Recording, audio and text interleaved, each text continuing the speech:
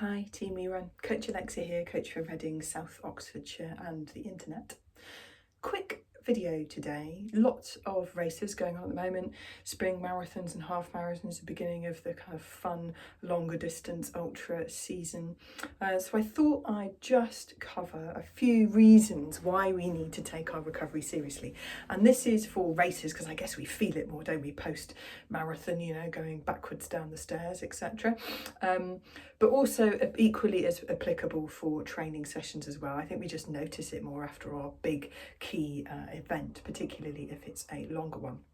So the things that complain the most are our muscles. So DOMS, delayed onset muscle soreness. So that's when it kind of, you might feel a little bit wobbly later in the day of your race, but the following day, and normally actually the day after that, where it's most noticeable, you will really feel it in the muscles that have worked the hardest. And that's predominantly because, I hate to tell you, there are small little micro tears in the muscle fibres, and the body comes along and repairs those really quite quickly.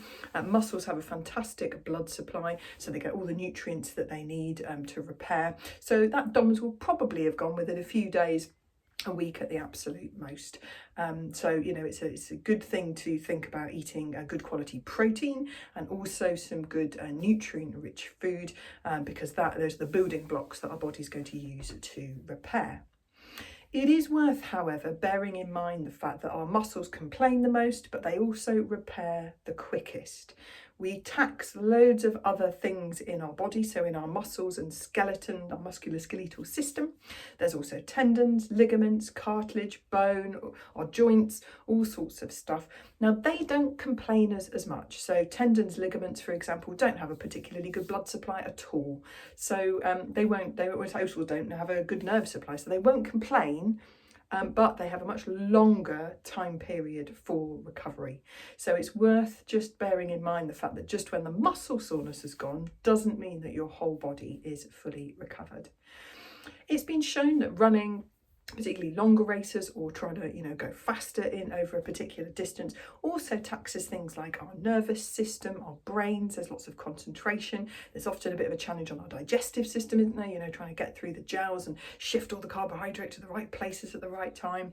So there's a more broad kind of recovery process that needs to take place. So for a marathon, 3 to 4 weeks is how long it will take to be pretty much fully recovered.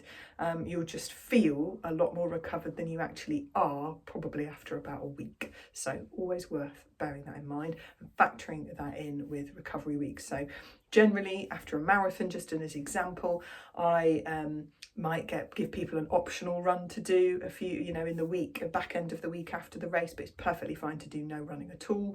Swimming is lovely, gentle cycling, walking, a little bit of very light yoga can be great. And then just gradually rebuilding the running back, super gentle, easy pace, short stuff over those remaining 2 or 3 weeks of the rebuild after that initial week one. Hope that's useful. Happy running.